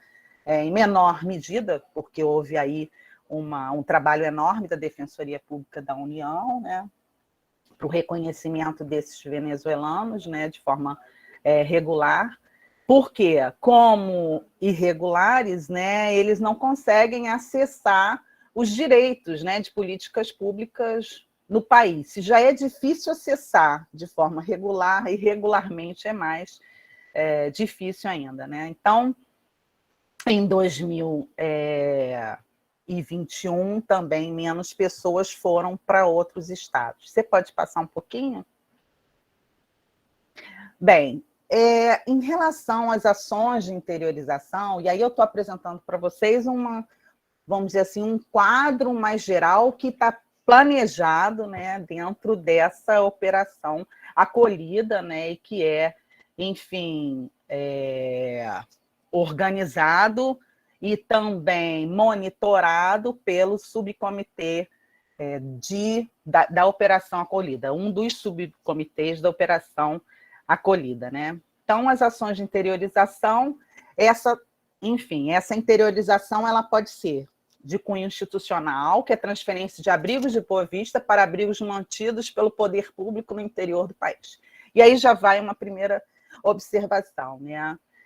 Na área da assistência social, dentro da Política Nacional da Assistência Social, esses abrigos, né, como política pública, eles são gerenciados, na grande maioria das vezes, a populações em situação de rua, né? Então, são pouquíssimos os municípios, né? São Paulo é um exemplo que tem, né?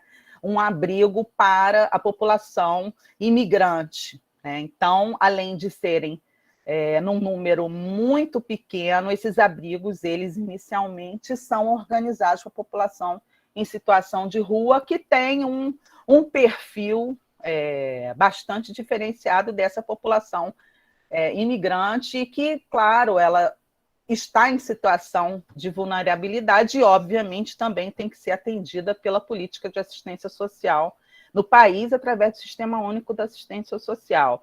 Aqui ela tem direito, né, assim como a todas as políticas públicas, como indica a Lei do Refúgio e também indica aí a nossa Constituição Federal.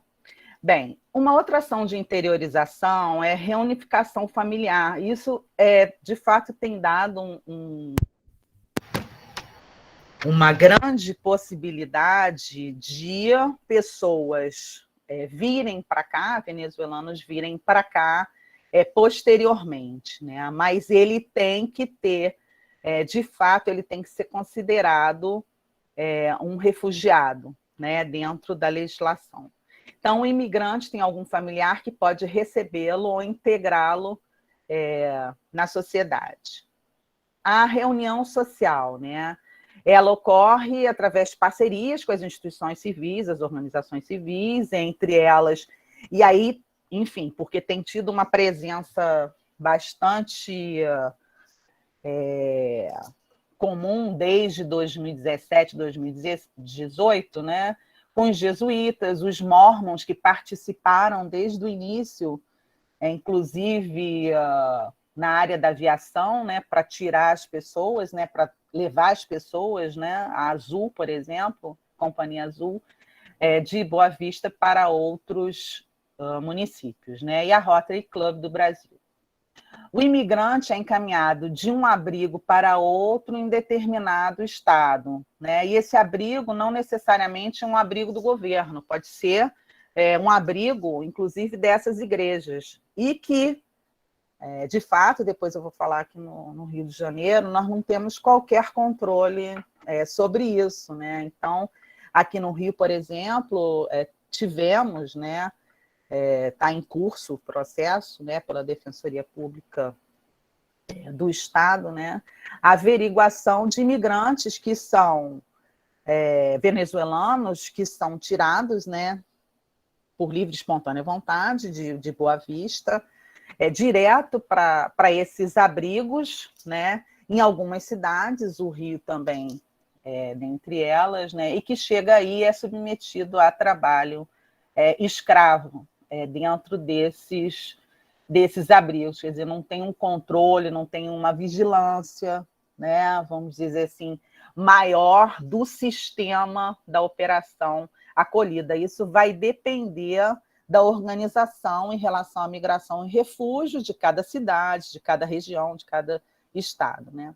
As vagas de emprego sinalizadas, né, isso também é um fator bastante importante nessa interiorização. Isso tem levado uma grande maioria de imigrantes venezuelanos para o sul do país, que é hoje o local, a região que oferece maior número de vagas de trabalho, inclusive com carteira assinada e moradia para um grande número de imigrantes venezuelanos, né? Então, também esse dado é de dezembro de 2021, né, de acordo com a OIM, 53% dessas pessoas interiorizadas, desses imigrantes, viajam através da reunião social. Além disso, cerca de 19% seguiu para os abrigos, outros 17% para vagas de emprego e 11% pela reunião familiar.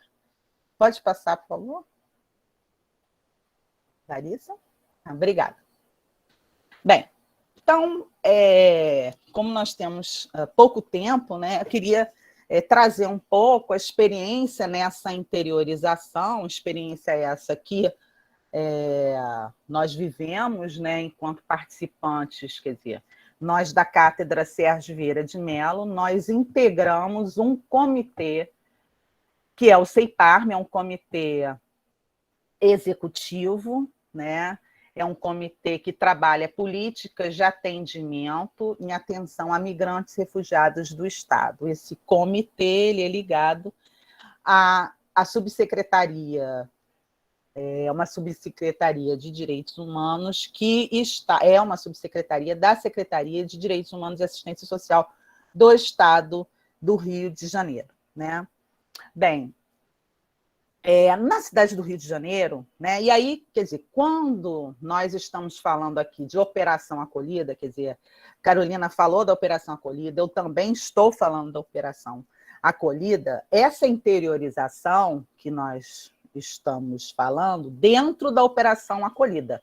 Isso não significa, né, como eu falei anteriormente, que outros locais, né, tenham ido buscar, né, como a igreja, como os mormons, tenham ido buscar esses imigrantes e trazido para essas cidades. Ou eles, claro, independente de qualquer força da Operação Acolhida e dessas instituições, também migrem, né, como querem, para outras cidades, né? Essa experiência, inclusive, dessa migração permanente, né? Ela é vivida pelos indígenas, né? Desse processo de imigração venezuelana.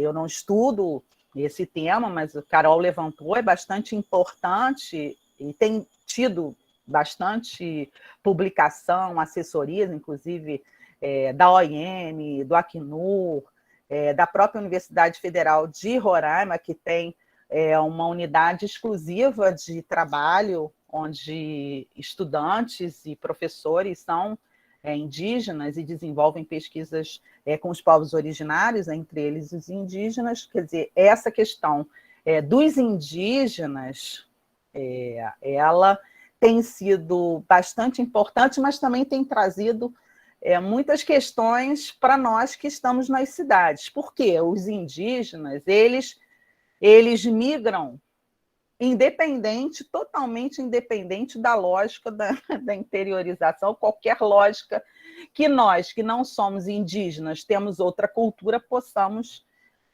entender. Então, parênteses, só aqui para exemplificar, aqui no Rio, em 2021, ano passado, 2020 e 2021, nós tivemos um grupo de indígena Quaral, né, que é um dos grupos majoritários de indígenas venezuelanos, né, que estava aqui, não sei se as pessoas conhecem a cidade do Rio, aqui a gente tem uma área central e tem uma área chamada Central do Brasil, que é uma área bastante vulnerável, né, uma área bastante, nem vulnerável, uma área bastante violenta, né, e pobre, diríamos assim, da cidade, e eles, enfim, ficaram na Central do Brasil, quer dizer, ficaram, inclusive, embaixo de um viaduto que tem na Central do Brasil. E aí, como resolver essa situação? Então, foi colocada a possibilidade de aluguel, né, o próprio comitê, e com apoio aí da Defensoria Pública da União e do Estado, né, e também da Secretaria de Assistência Social, de Desenvolvimento Social do município do Rio, né, foram colocadas possibilidades, né, para essas pessoas, né, esses indígenas, alugarem um local, estarem num abrigo, enfim. E isso não foi aceito, né? E aqui, sem qualquer julgamento, eu estou só colocando, né? Então, a dificuldade da Secretaria de Saúde chegar para aplicar a vacina, né? Por exemplo, era um momento de início de vacinação, né? E aí, quer dizer, o desejo deles era ter um barco e poder estar num espaço onde eles pudessem ter, enfim, suas casas, do modo que eles enfim, faz parte da cultura deles, e um barco, né? Então, eu estou colocando aqui só um enfrentamento nosso, né? Quer dizer, nosso que eu digo, não só da universidade, mas dos agentes públicos, em entender essa cultura, esse desejo e garantir o acesso ao direito dessa população, que, claro, não são só esses indígenas venezuelanos, mas outros, né? E por isso essa assessoria permanente, inclusive do Acnur e da OIM, enfim, aqui no Rio nós tivemos e temos essa assessoria do Acnur, né? E várias publicações que foram feitas nessa direção, né? Então, assim, só para exemplificar. Aqui no Rio de Janeiro, como ocorreu? Por via da interiorização. Aqui nós temos duas instituições centrais da interiorização ligadas ao Alto Comissariado das Nações Unidas para Refugiados, ao Acnur, né? Que é a Caritas, Pares Caritas, Programa de Atendimento aos Refugiados e Imigrantes, Caritas Rio de Janeiro, e Aldeias Infantis. Tá?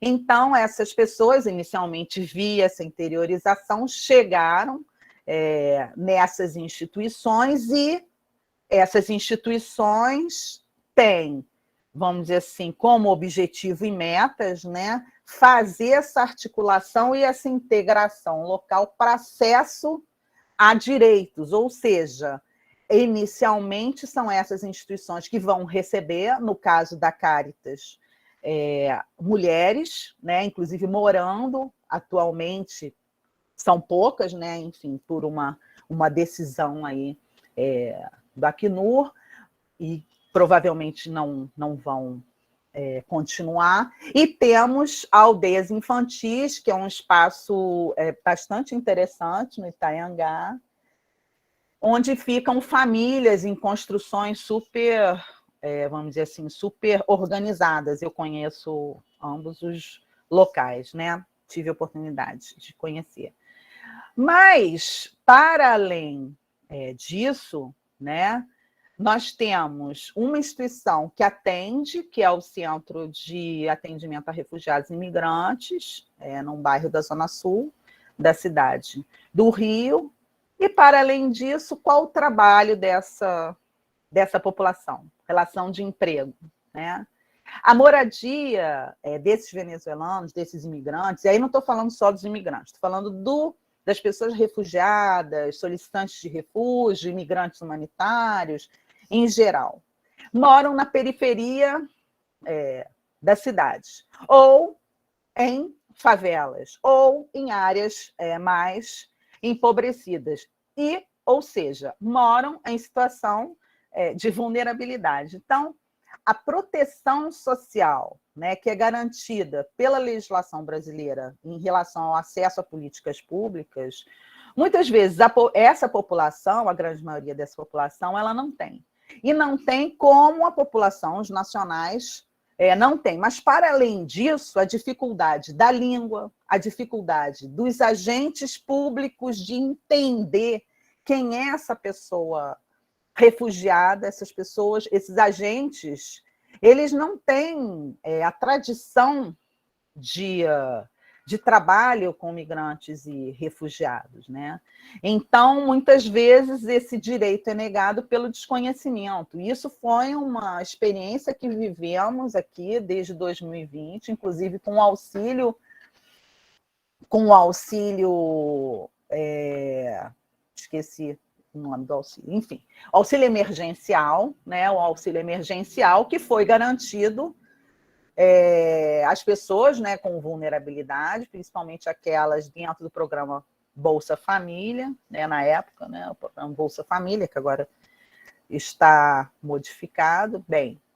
E para que os imigrantes, né, esses refugiados, solicitantes de refúgio, conseguissem receber esse auxílio moradia, porque a Caixa Econômica não entendia por que as pessoas tinham direito, os gerentes das caixas econômicas não entendiam, E isso foi muito difícil aqui, acredito que em outros, sei também, acredito que em outros municípios e estados, né? Então, houve, de fato, como tem sempre havido,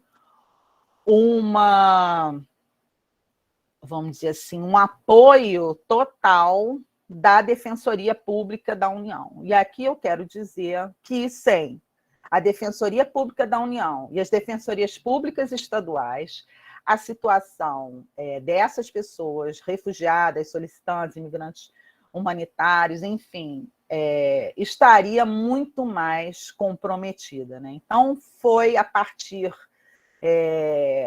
de resoluções, né, dessa Defensoria Pública, que naquele momento as pessoas aqui no Rio conseguiram, enfim, receber seus auxílios, né? Bem, o que vemos aqui no Rio de Janeiro, né? Essas pessoas moram nessas áreas, essas instituições que receberam os imigrantes venezuelanos, essas instituições ficam em áreas dominadas pela narcomilícia do Rio. Então, isso mostra que a interiorização e que eu vou chamar de uma desconcentração, quer dizer, você desconcentra as pessoas sem uma análise e um estudo mais evidente das possibilidades de recebimento dessas cidades, né, que deveriam proteger esses imigrantes, né? Então, não há um estudo maior, né, do governo, ou uma interação entre o governo federal, o governo estadual, municipal, coletivos, né? Aqui no Rio, como em outros lugares, nós temos subprefeituras, etc., né? E a universidade, a academia também participa, o comitê também. Não tem um estudo maior, ou não houve um estudo maior, para o recebimento dessas pessoas. Então, muitas delas, inclusive, resolveram, e têm resolvido, migrar para outras cidades, seja do estado, seja para outros estados. E algumas, inclusive, pensando em sair, mesmo de forma irregular, passando por um trânsito super violento e agressivo, né? Na América Central, se juntando a outros imigrantes para passar a fronteira ou tentar passar a fronteira para os Estados Unidos e também alguns para o Canadá, né? Então,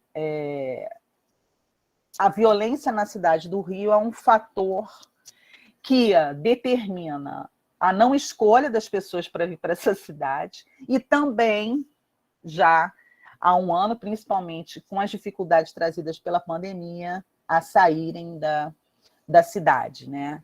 E tem se visto, quer dizer, essas pessoas têm saído da cidade do Rio e se ficam aqui no estado, elas têm caminhado para a região, vamos dizer assim, do norte fluminense, né, e do sul fluminense, que são as regiões, né, aqui de Niterói, Maricá, Búzios, que também, historicamente, há uma imigração de argentinos, enfim.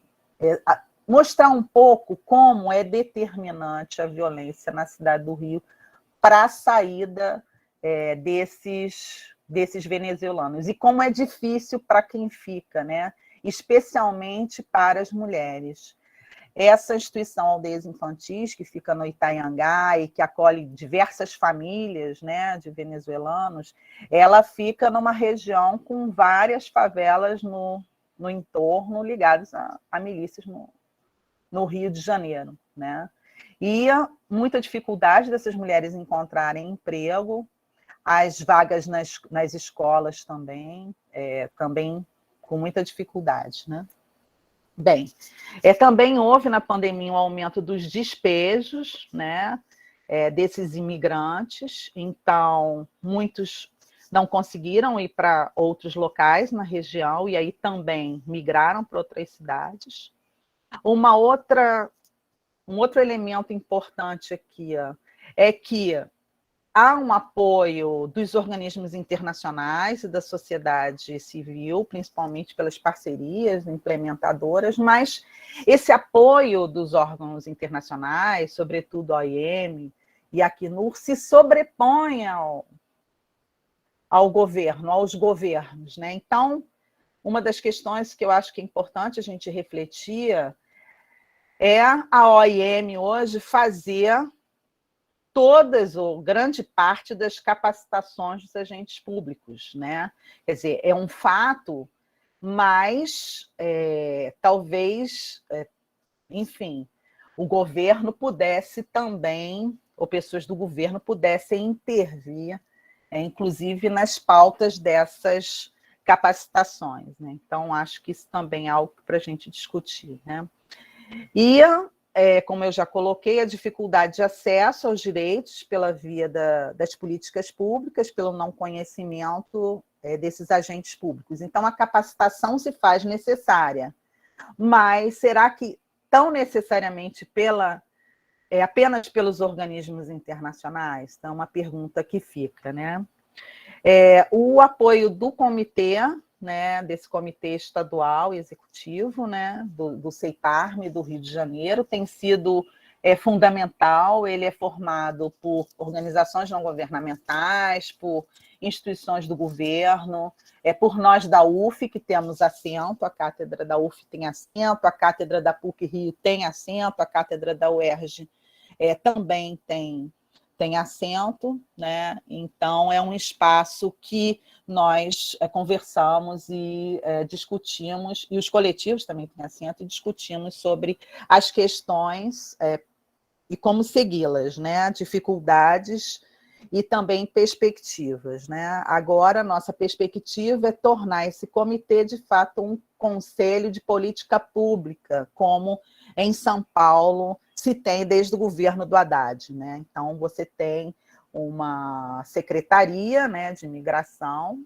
e você tem um conselho que inclusive, hoje já, desde o ano passado, que tem à frente uma imigrante, refugiada, inclusive, como coordenadora, né? E isso faz toda a diferença. Quer dizer, o que é um conselho de política pública de fato, que tem um orçamento, que tem poder de decisão, para um comitê, que é muito importante, mas que é diferenciado. Então, a partir desse ano, a gente passa aqui a discutir os caminhos para fundamentar uma política pública, de fato, para migrantes e refugiados não só no Estado, como nos municípios, né? Bem, sobre o apoio da Defensoria, já coloquei que tem sido fundamental. Inclusive, a Defensoria Pública da União, ela tem uma publicação, né, permanente, e tem uma publicação que é muito importante, que ela foi, eu não me lembro se foi do final de 2020 ou início de 2021, sobre a imigração venezuelana e o papel da Defensoria Pública da União. Então, isso é bastante importante. Pode passar, que eu vou tentar ser rápida, que já são 19h40, né? Bem, algumas questões, né,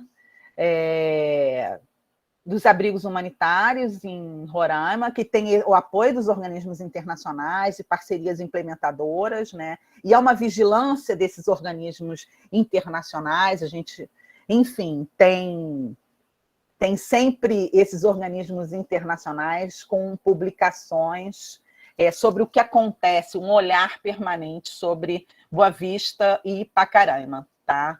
O que não vai se ter nos municípios, né, em geral, e o Rio não é exceção. Então, é como se você, apesar de estar num abrigo, né, está num espaço que é fechado. Eu tenho várias críticas, né? Acho que Carol já pontuou como são esses abrigos, apesar de, enfim, estar sendo transformado aí por uma arquitetura mais humanitária, mas ainda assim é um espaço segregado da cidade. Lá se tem o apoio desses organismos internacionais, essas parcerias implementadoras, o que nos municípios não existe. Então, essas pessoas ficam nessas áreas que eu já coloquei da cidade, no caso do Rio de Janeiro, estou falando mais do Rio, né? Enfim, com o apoio de algumas instituições. A Caritas central aqui no Rio, um apoio, enfim, de um coletivo que é o MAON, um apoio até da OIM numa capacitação, do Acnur numa doação ou não, ou vivendo de doações, né? Então, assim, há de se pensar melhor, né, entre o que é interiorizar, o que é desconcentrar e o que é descentralizar. Quer dizer, na Constituição a gente tem aí uma política de descentralização. Quer dizer, as políticas públicas devem ser descentralizadas, com orçamento próprio, decisão local. Mas não é isso que acaba acontecendo na imigração, nos processos de imigração e refúgio, né, atualmente. Essa questão da desconcentração nas cidades, ao invés da interiorização e descentralização das políticas, né? O desconhecimento das cidades, que eu já sinalizei, dos seus territórios, né? Quer dizer, você traz para o Rio, porque a possibilidade em duas instituições, cujos locais, principalmente um deles, em pleno espaço de trânsito da milícia do Rio, historicamente violento, né? E que, enfim, como aproveita das vulnerabilidades das famílias, dos jovens, das crianças, das mulheres em geral, né? Também essas pessoas ficam ameaçadas, não só se sentem ameaçadas, mas por vezes são ameaçadas nesses territórios, né? Então, assim, tem que ter um conhecimento maior para esses processos, né? Então, essa dificuldade da integração local, né? Vamos interiorizar porque a integração vai ser eficiente, né? Aqui não conseguimos, mas nos locais isso vai se dar. Então, isso de fato, é uma relação desigual entre os municípios, quer dizer, ninguém pode dizer que naquele município ou no outro vai haver uma integração local. E aqui no município do Rio há uma dificuldade dessa integração local. E aí, assim, um parêntese, aí já vou tentando terminar, né? Só para colocar, e aí uma experiência dentro da Universidade Federal Fluminense. Então, nós trabalhamos com a revalidação de diplomas. No último ano, nós fomos a Universidade Federal que mais revalidou diplomas no Brasil, né? Entre esse tempo, final de 2019 até 2021. Foram 29 revalidações de diploma. Mas, no quesito dos venezuelanos, foram muitos problemas, né? Inclusive, alguns foram parar na Procuradoria da União. Por quê? Porque não há um entendimento, não só das comissões de avaliação, mas do próprio setor da pró-reitoria de graduação, que quem é um venezuelano que é refugiado, né? Que está na lei? Quem é o solicitante de refúgio? Quem é um imigrante humanitário? Quem é aquele residente temporário? Então, existem, como a Carol falou, existem muitas resoluções em curso, e isso é desconhecido também pelo agente público, seja ele que esteja em instituições, né, da saúde, da assistência, da educação, seja ele dentro da educação do ensino superior, que é o nosso caso, uma Universidade Federal Fluminense. Então, até imagina como nós vamos explicar, nós da cátedra, né, para um professor que está avaliando na matemática que aquela pessoa refugiada da Venezuela, né, ela pode ter facilitado o seu processo de revalidação pela legislação, pelas resoluções. Enfim, eu só estou colocando uma experiência que nós vivemos na universidade, que é importante, inclusive o apoio, né, dos professores e dos alunos, né, da comunidade acadêmica em geral, em relação a esse processo e outros também que a universidade se propõe a fazer, né, como cátedra.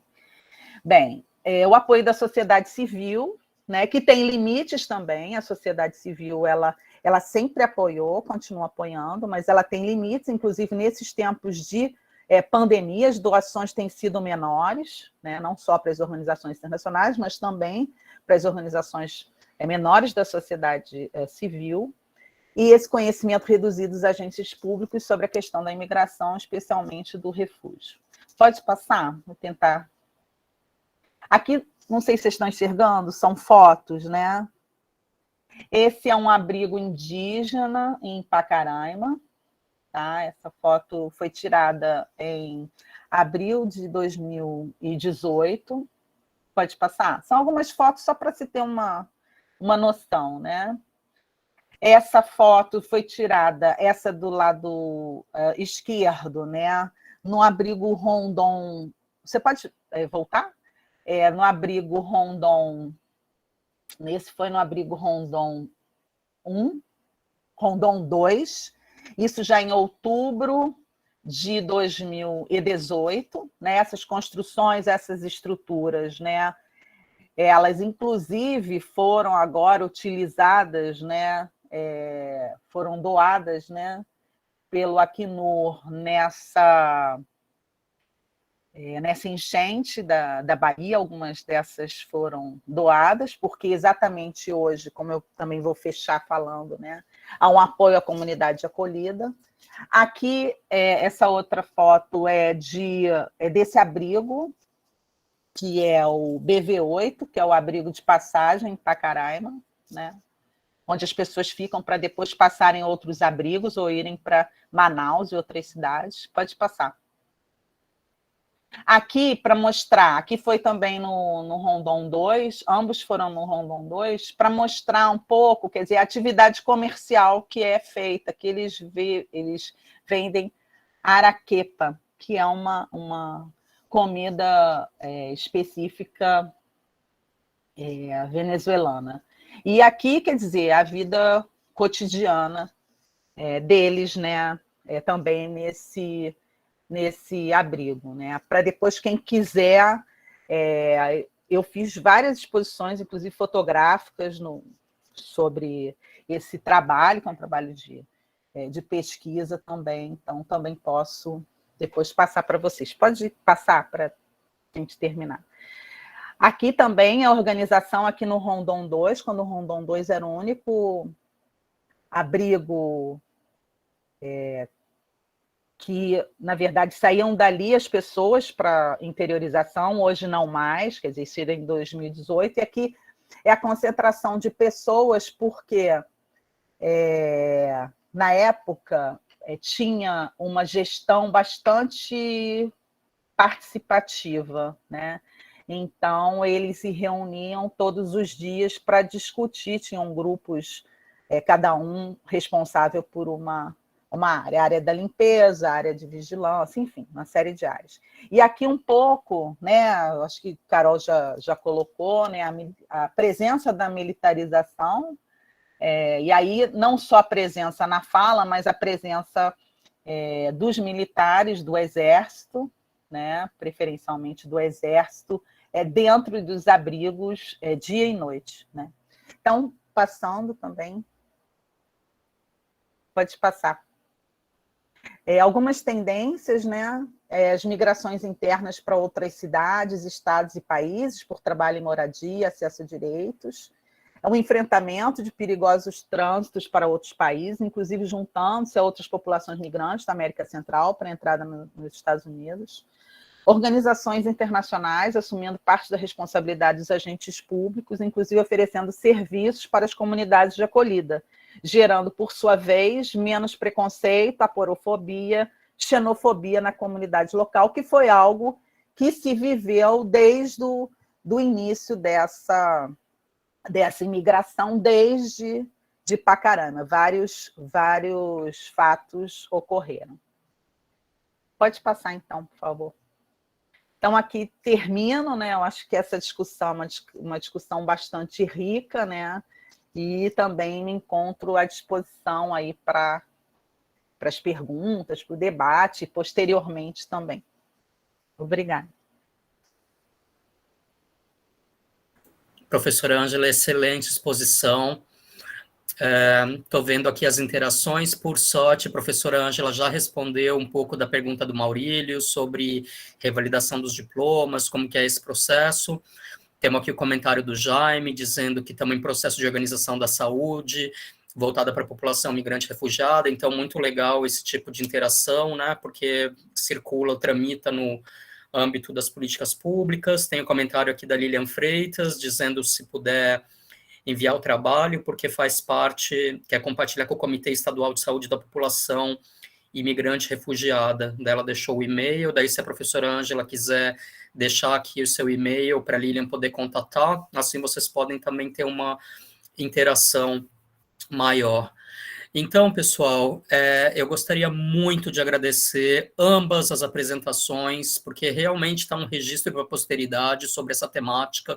Duas especialistas extremamente gabaritadas, sabem muito bem do que estão falando, e como vocês puderam ver, é uma temática realmente multidisciplinar, né? Quer dizer, envolve muitos aspectos, muitos escopos, e a gente aqui não vai conseguir esgotar todo o que essa temática envolve, mas eu sou muito grato a ambas as apresentações. A gente sempre preza por ter um espacinho para debate, mas como a gente extrapolou um pouco o horário, isso vai ficar no YouTube, a gente pode interagir lá também pelo YouTube, assistam e comentem lá em cima, e a gente vai dando feedback também por lá. Então, eu passaria, antes de passar um minutinho para as palavras finais da Carolina e da professora Ângela, eu só queria anunciar o webinar da semana que vem. Então, Lari, do pessoal dos certificados, se você quiser disponibilizar o link aí dos certificados, isso, e o link do webinar, que eu vou partilhar agora, a temática, nós estamos muito honrados em receber, no dia 9 de fevereiro, está partilhando já aí? Pronto, acho que agora foi, né? Rafa, chegou? Tá chegando, agora foi. Beleza. Então, nós estamos muito honrados em receber para o dia 9 de fevereiro, às 18, o Pedro e a Aline, então, que vão conversar com a gente sobre ferramentas inovadoras no âmbito acadêmico e iniciativas digitais como dinamizadores da pesquisa. Para isso, nós vamos ter, então, o Pedro, agora me pegou para pronunciar, Steenhagen, que é editor-chefe do Observa China, pesquisador e doutorando em política internacional da Fudan University. E também para debater com a gente a Aline Tedeschi, que é professora na Sichuan International Studies University, e ela é host da iniciativa BRICS The Catalyst. Então, eles vão explicar sobre como esses novos mecanismos digitais, eles podem ser catalisadores e dinamizadores da pesquisa acadêmica.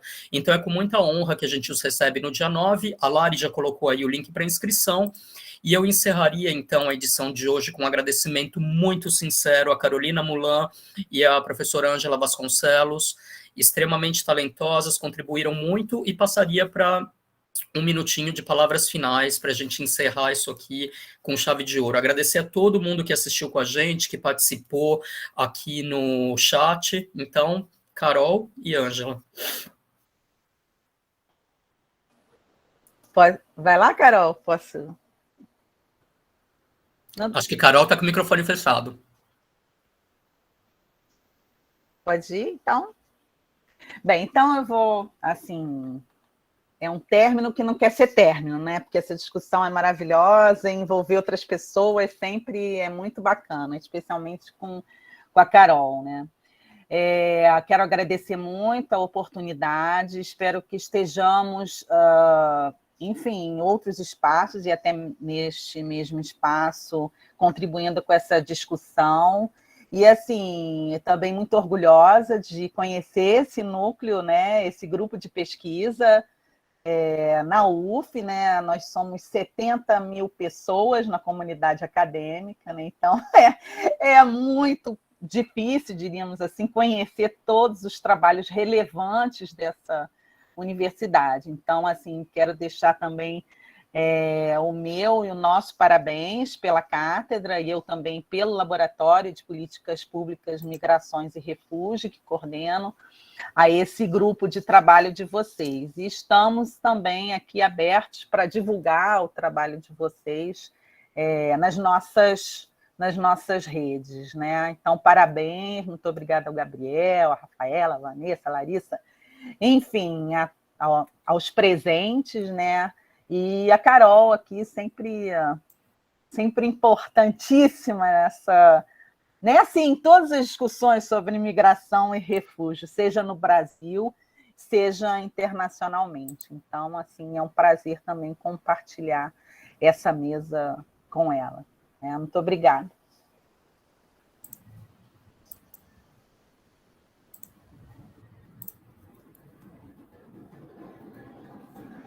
Carol? Tá sem som, é isso? Tá. Carol, muito obrigado. Excelente apresentação. E, Ângela, muito bem-vinda também para interagirmos cada vez mais. Pessoal, todo mundo que assistiu, membros do grupo de pesquisa, é muito legal ter vocês aqui com a gente. Dia 9, então, está todo mundo convidado a participar conosco às 18, e eu vou encerrando por aqui com um agradecimento muito sincero. Nos vemos dia 9, pessoal. Então, Lari, coloca, por favor, pela última vez aqui no chat o link para inscrição do dia 9, e a gente se vê lá, pessoal. Obrigado por tudo, e vocês podem também acompanhar isso no canal do YouTube, que eu vou colocar aqui, que esse vídeo vai ser... A gente vai fazer o upload disso, fica registrado lá, tá? Um abraço carinhoso a Carol, professora Ângela e a todos. Até dia 9, pessoal. Um abraço. Tchau, tchau.